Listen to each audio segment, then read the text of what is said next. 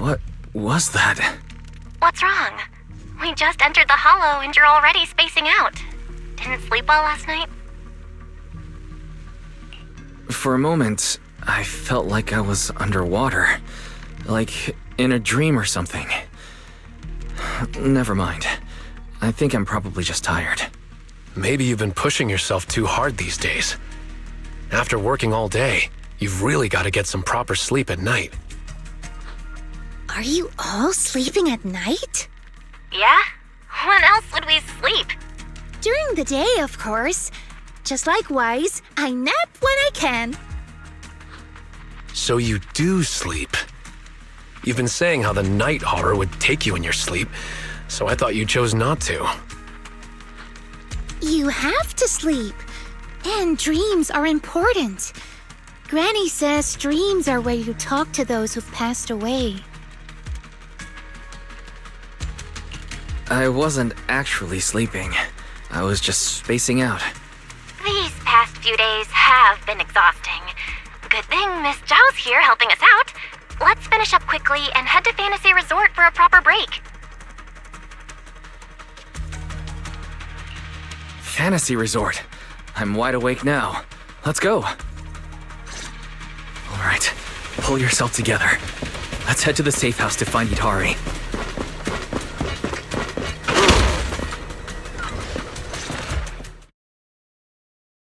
Let's make this quick.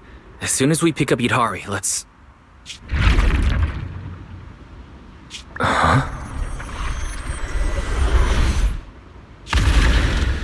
Where are we?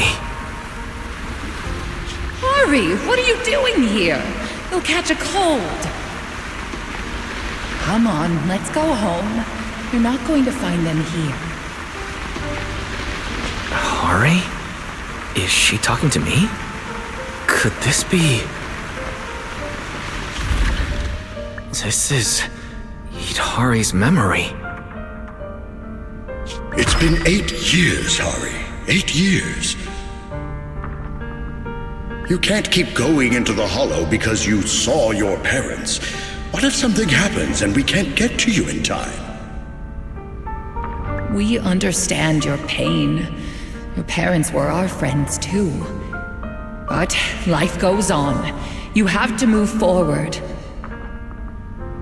If you keep this up, Hari, we may have to end our support. Hey, what the heck is going on? You're freaking me out. I've never seen you like this before. Yeah, you wouldn't respond to us at all and just started moving on your own. What do you mean, people from the past are overlapping and you can't tell them apart?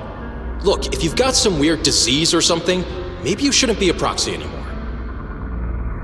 Hari, why don't you go get some rest? Since we just bumped into these other proxies, they should be able to take over from here. And hey, just saying this as a friend, stop chasing ghosts from the past, yeah? You've got a whole life ahead of you. Think about the future. How are you supposed to move forward with your friends like this? You don't need the future, Yidhari. You're special. That voice. Your power was born for the past, to seek, to preserve, and to warn those who would dare to forget it. Yidhari, you need only live in the past.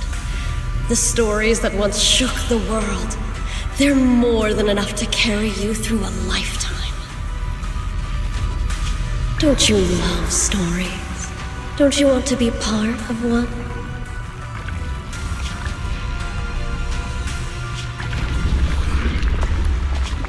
Sarah!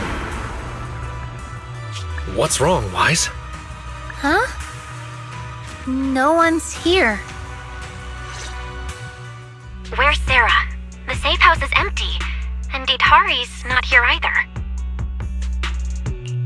The moment I opened the door, all these images flooded into my head. The harbor, hollow raiders, the auditorium of the town, and Sarah. It almost felt like I was seeing Yidhari's past through her eyes. Detected unstable ether residue on the door handle. It's a strong match for the ether environment we observed around Yidhari at the auditorium. First contact triggered a significant reaction from the smart lenses in your eyes, Master. Your eyes seem to be connected to an unknown power.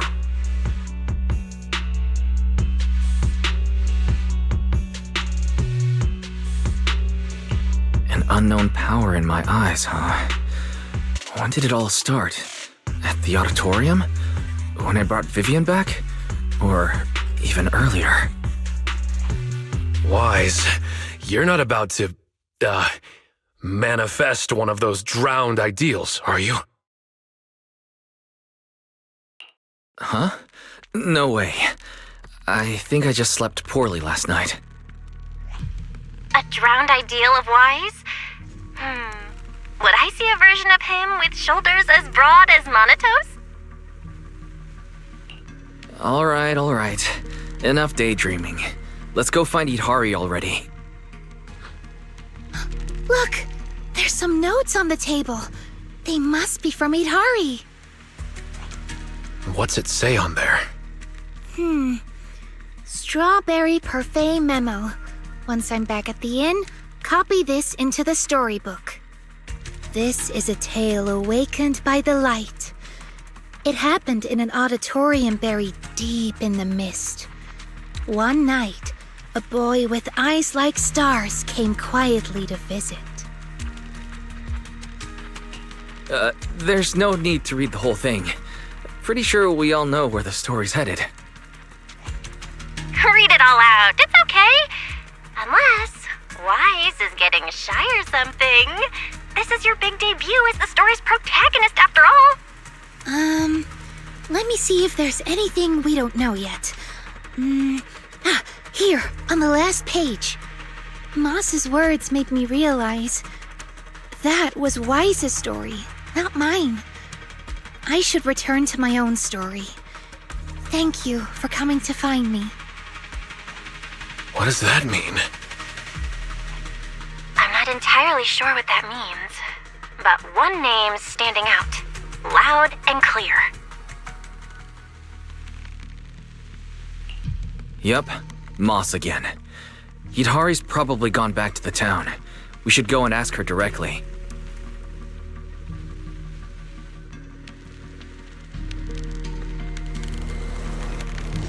Why would Yidhari return to the town?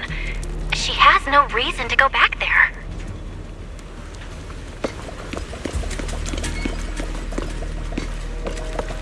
That's Lantern Bearer. Why is she here? Huh?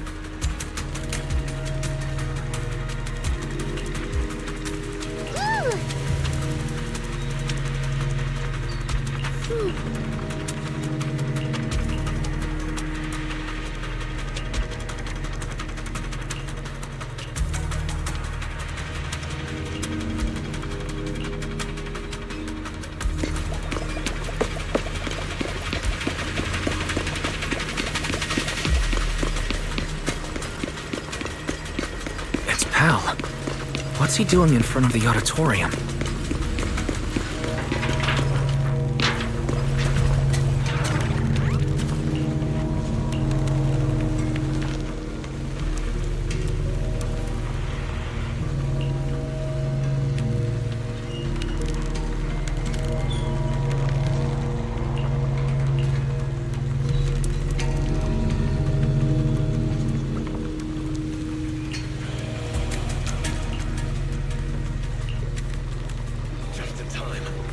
Behind the door?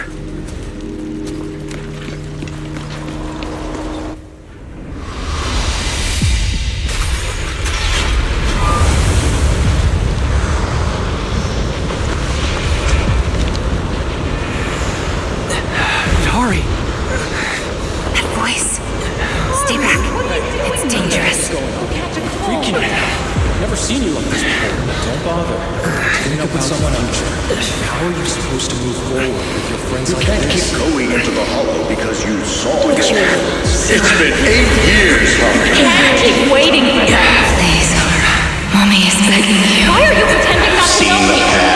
You shouldn't scare your classmates like that. Always go with the flow. Believing that Why don't you go get some rest? I'm cutting off your funding. I'm just Maybe you shouldn't be tired approximate. at your pace. Goodbye, Yidhari. I've had enough! I want someone else! And in the end, I'll remain here. Voices are calling me. I can't abandon them. I should embrace my true desire. Don't listen to those voices.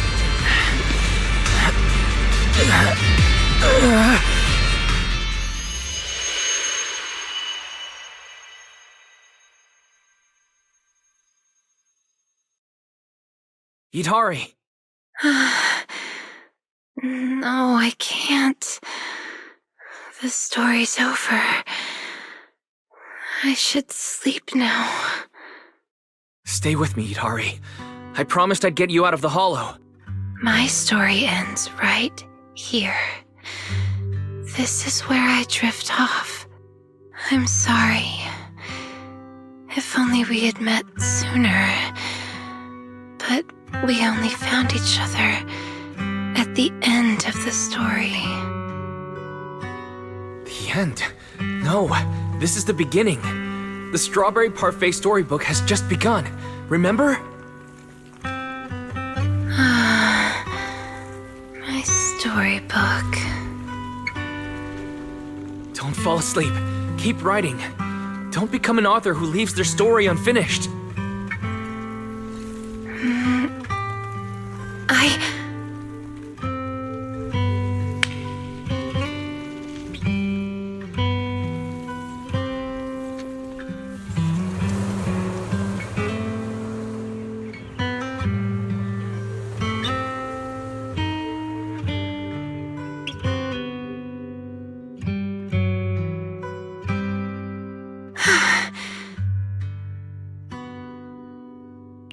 How do you feel?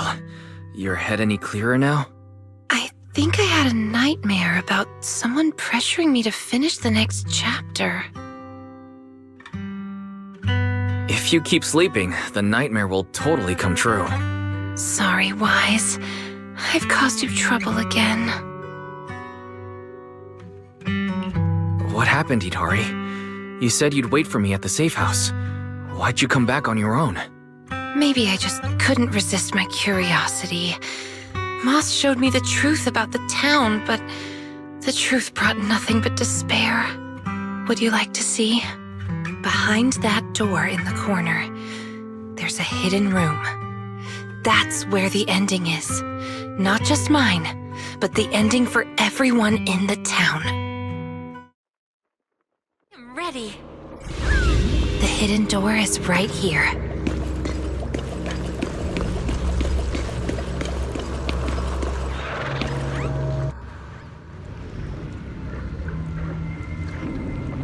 In those cocoons.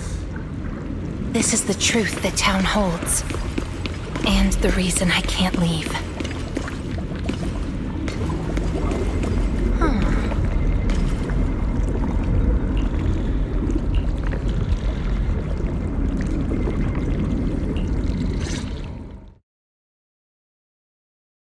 Overgrown weeds and desolate gravel were all it had to offer to its visitors.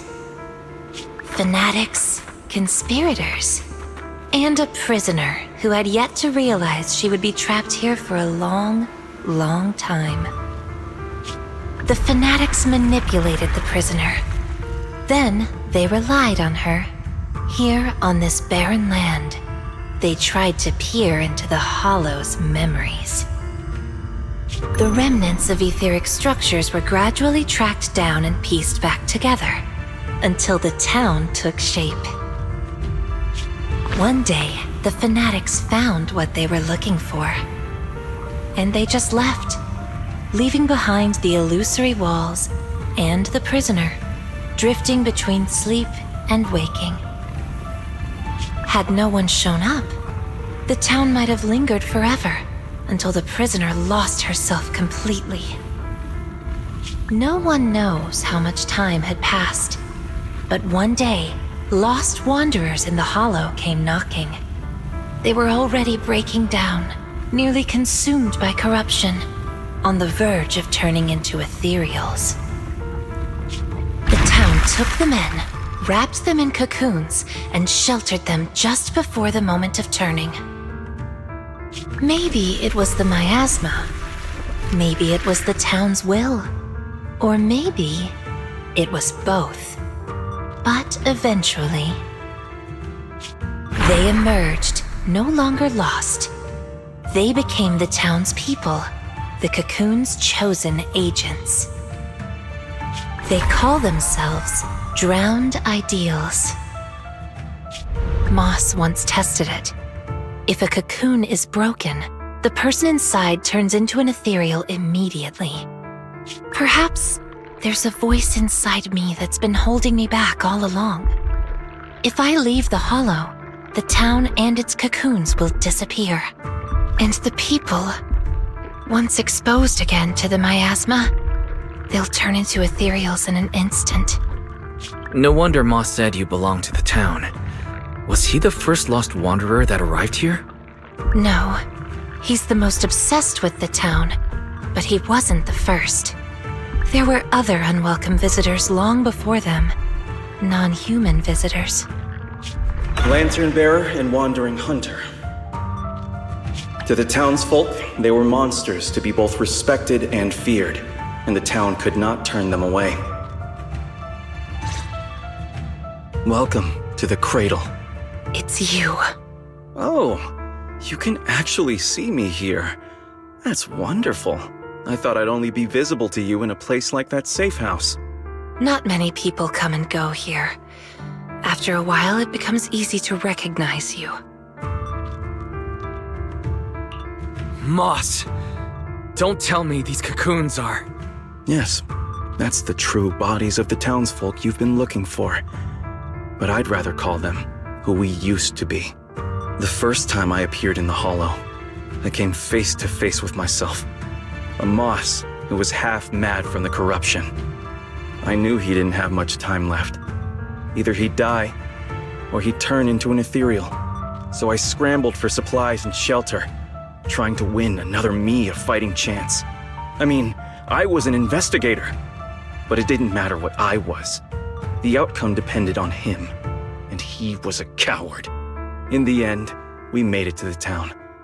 Just as he was about to turn into an ethereal, the surrounding miasma moved first, wrapping him up and forming a cocoon. I understood then, the town had stopped him from becoming an ethereal, and the town had chosen me. I owe you my thanks, Yidhari. The town's choice was your choice. The cocoons and the town are bound together. If you leave the Hollow, they'll vanish, and the people sleeping inside will likely turn into ethereals instantly. So that's why I can't leave the Hollow. But the last few times I tried, I didn't even know about the cocoons. I think it was because she marked you and stopped you. She? Who's she? Have you heard the town whisper? Back at the auditorium, half asleep, I heard a voice that sounded just like mine, telling me over and over to embrace my true desire. Come to think of it, I did hear a voice like yours when I first arrived in the town. That's her. She's the will of the town. The town is alive, breathing, thinking, speaking to everyone who walks its streets. Yidhari, the town told me itself. She's your drowned ideal. One day, you'll be fully cocooned too, becoming the town's heart, watching over every lost soul in the cradle, sheltering them, guiding them into their new lives. That's how it was meant to be. But because of Wise's interference, you stopped wanting to dream. He gave you new dreams, didn't he? The new dreams made you want more than just watching other people's stories. I don't want to abandon the cocoons. And I don't want to break my promise to Wise. I hate the feeling of being left behind. That's why this time, I'm going to find an ending where I can hold on to both.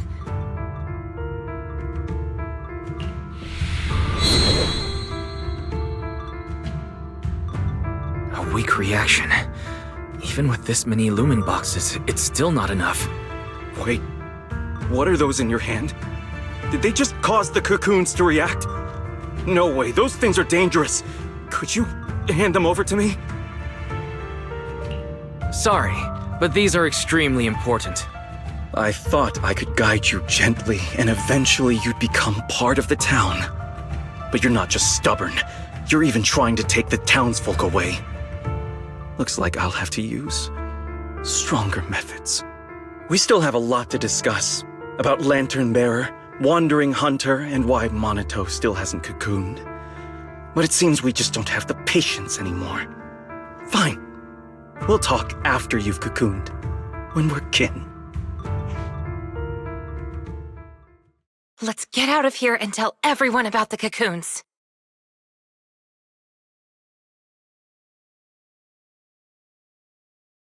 Oh, Yidhari's here too! You guys okay?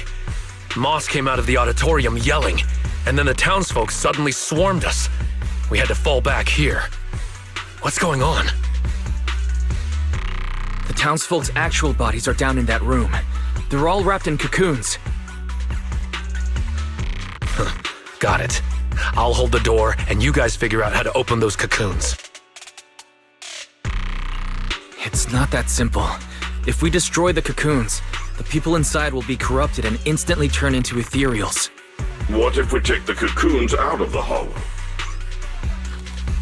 I took a look. The cocoons are really tall and there's a ton of them. I don't think moving them while fighting's gonna work. Can't fight, can't move them. These cocoons are basically hostages. Looks like our only choice is to fight our way out and get word to Miss Zhao's rescue team. Let's go!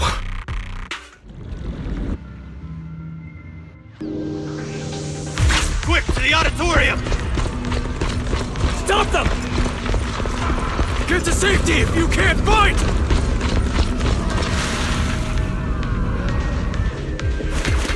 Many of the townsfolk have gathered already. Let's go! The longer we wait, the more of them there will be!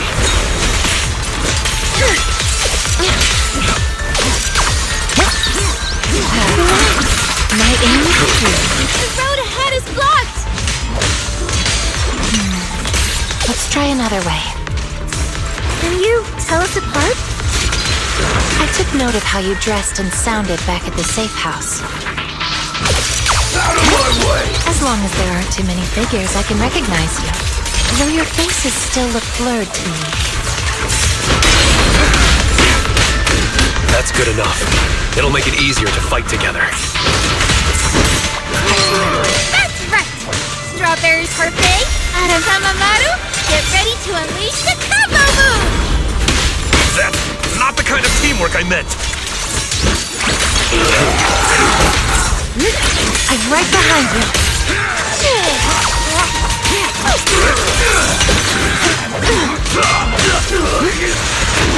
Watch out! Manato, what's wrong? Are you hurt? I'm fine. Someone's shooting at you. Go now. Don't stop to fight. I'll cover you. These things seem just like miasma monsters. They can't be killed. Exactly. Even if they disappear, they'll come back after a while. That means we really can't waste time fighting. Let's push straight for the exit. I'll lead the way! Manato, Strawberry, this one's mine! These townsfolk suddenly attacked us. Must have been an order from mine. It must have something to do with the cocoons. It was pretty calm before we discovered them.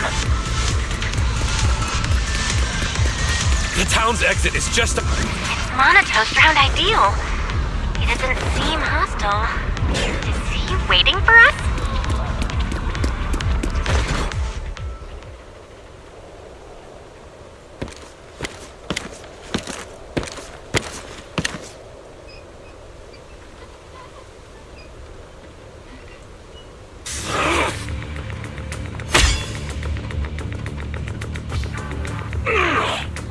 Manato, what are you doing? Don't yell at me. It's not like I... Hey! What the hell are you doing? What am I doing? You know damn well. I'm doing what you really want to do. Don't deny it. If only I was stronger than Banyue. Isn't that exactly what you're thinking right now?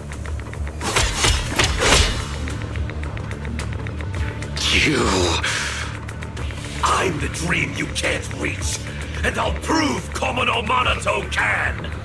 Stay out of this. Just watch. That's the difference between us. I can swing my sword for me, for Komono Manato, and you can't! Come on, Banyue. No one's here to interfere. Stop blocking! Fight me for real! I refuse. I vow to fight only to save lives. I shall never swing blindly again. Then I'll hit you until you fight back! You'll see who should be running with their tail between their legs! That's enough!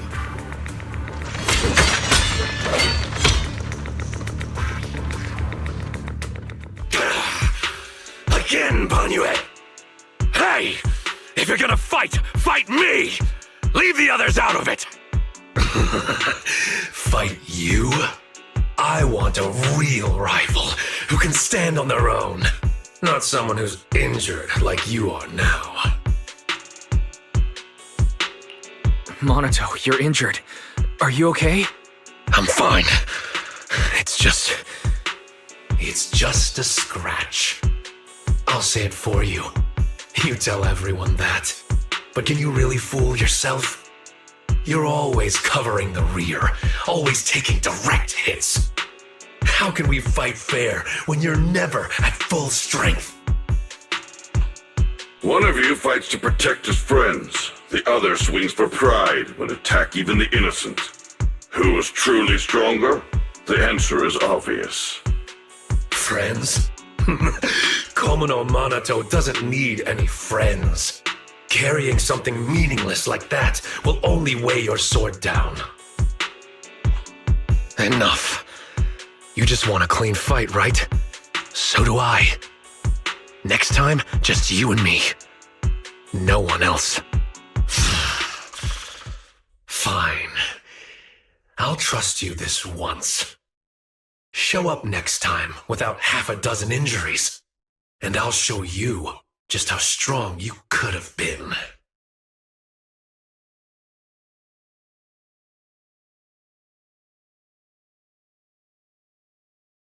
Forget about him. We're out of the town now. But what's next? Yidhari, what do you want to do? All right. Pass this message for me, Wise, please. Yidhari, what do you think we should do now? I want to go to the safe house.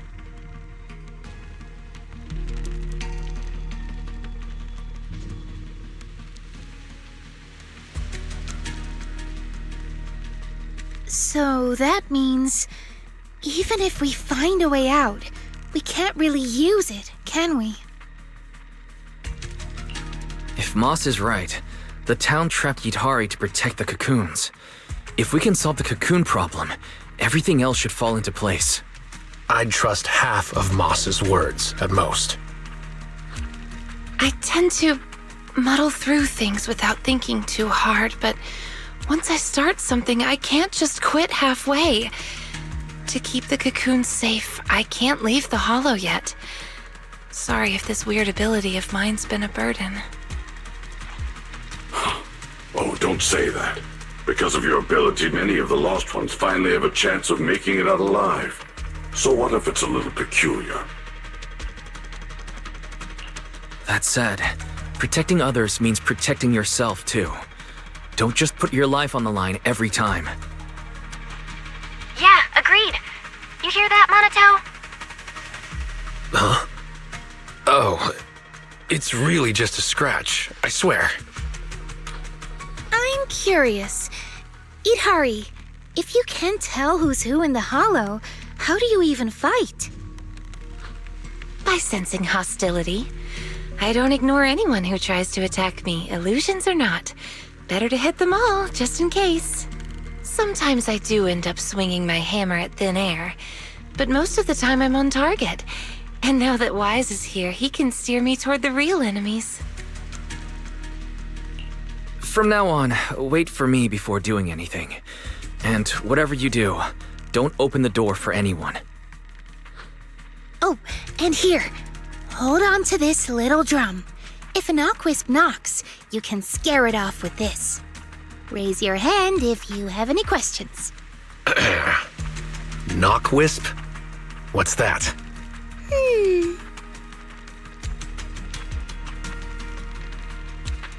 Knockwisps, a clever variant of doppelgangers. They come by the safe house at night, knocking and calling your name to open the door in a human voice. If you hear them calling, don't answer. Hit the drum instead. So, how exactly should I drum? Match their knocks. They knock, you drum. 3 rounds of that, and they will run off. All right, Knockwisp Q&A session over.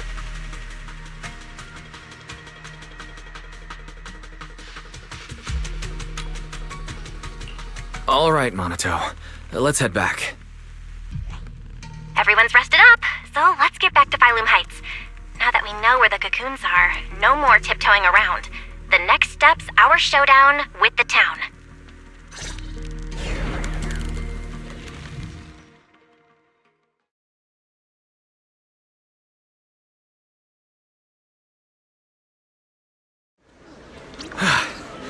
We're finally back. We need to discuss the cocoon situation as soon as possible.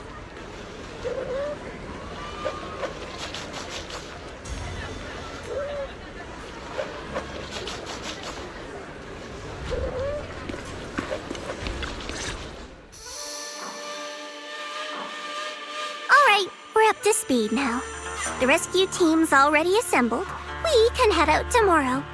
Your intel came just in time. It'll save us a lot of wasted effort. Now, about the plan. Plan A is to hit the town hard first, keeping all the drowned ideals from fighting back, and then send in a transport team to haul the cocoons out. The problem is that's easier said than done. You can't take down a drowned ideal for good with brute force. If you knock them down, they'll just respawn in no time. If we can't push into the cocoon room real fast, it'll turn into a war of attrition. And that's not in our favor. So, are you saying there's a better plan B? Yes, you're right. And that brings me to my colleague here. Hey everyone! I'm Senior Zhao's co-worker. You can just call me Dylan. And now, I'm here to give you the grand reveal of Plan B. She's really cheerful. Is she also from Krampus? Since you've never dealt with Krampus, it's normal to have a few stereotypes about tops.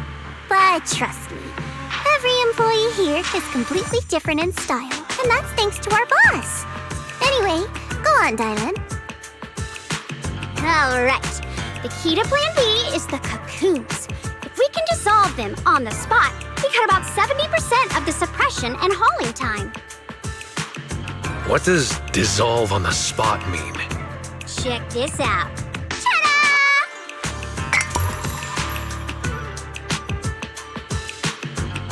The Lupin boxes we gave you before were just a weakened portable test model. This one is the prototype, and its name is... Master Lumen! Master Lumen? Hey, Lucia finally perked up. That name is, kinda weird. Wait, isn't it called the high-frequency loom? Boss said the real name's classified. This is one of Krampus's secret weapons. Only a handful of people in all of Tops know it exists. Well, now we all do. Hey, that's alright. Boss also told me since bringing it here in Wi-Fi is a top secret op, I should give it a low-key nickname to blend in. And since that Master Tiger movie is super popular now, I borrowed it. Nice. It's a great name. Thanks for the compliment. Anyway, this baby is way more powerful than a lumen box. If it fires up properly, it can suck up a whole room's worth of miasma in no time. So, if it fires up properly, we'll basically make the room with the cocoons a temporary safe zone. That means, even if a cocoon breaks, nobody's turning into an ethereal. We could save everyone trapped inside and wipe out all of the drowned ideals on the spot. But you just said, if it fires up properly twice. Kinda hard not to be concerned about that. Because Master Lumen has a nasty temper. One bump here or there and its energy starts leaking. Mess up the start sequence even a little and the absorption rate goes all over the place. That's exactly why we've been working on a safer, more portable model. But I figure no harm in trying it here, right? If it works, we can make this whole op a lot more efficient. My plan's to split into 2 teams. The Joint Search Squad will attack the town head-on, drawing the drowned ideals' attention. You guys slip into the auditorium with Master Lumen, get as close to the town's heart as you can, and fire it up! If it fails, no big deal. Just bring it back out and we'll fall back on Plan A. Sounds like it's worth a shot. If it works, we're set for good. Good. It's settled then. You guys go place the device, and we'll be on standby to support. We move at dawn. It's getting late. Let's have a quick word with everyone before resting. Get some good rest tonight, okay, Wise? Don't stay up. Tomorrow's gonna be busy. You sure your injury's not an issue? I'm fine. It's just a couple of scratches. I'll be all good after a good night's sleep. Don't let that drowned ideal talk you into worrying. There's something I've been dying to ask. Why's your drowned ideal like that? I think I was 8 back then. After the fall of the old capital, I was wandering on my own and ran into some folks in white coats. They said they were from a gang called the White Heart. I thought it was pretty cool, so I tagged along. They dragged me into the hollows, telling me to crawl through old luxury store ruins to grab loot. I thought if I could squeeze through those cracks without crying, I'd eventually earn my spot in the gang. Then one day, the hollow's ether levels went berserk. It was too dangerous for anyone to get in. The boss called it quits, divvied up the loot, and kicked me to the curb. They never saw me as part of the gang. When they needed me, they called me an 8-year-old bro. When they finished using me, they dug up every excuse to call me dead weight. I fought back, tried to fight for my share. But those guys, grown men beating the crap out of a kid, they didn't hold back.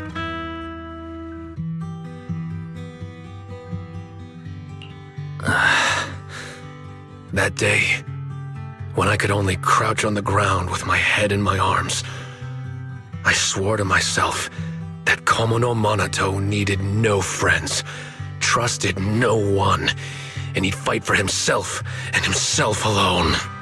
And that one day, I'd go back to the White Heart, beat every last one of those laughing jerks to the ground, and make them kneel and call me boss. So that version of you, that's what you wanted to be back then? The second I saw him, I knew what it was all about. Actually, I had chased that goal for years. If it weren't for the kids, maybe I really would have become just like him. The kids? Yeah. I guess you could say I found them. Or maybe they found me. Either way, we're family now. I've got a soft spot for being called brother. But the kids taught me there's a difference between asking something of you and treating you like family. Bro and brother can be really different. Wise, tomorrow, I want to go alone. So you're planning to face him alone and end things once and for all? Yeah. Then go. Make sure you win. Don't worry. I won't lose. I'm not like him. I've got people waiting for me to come back.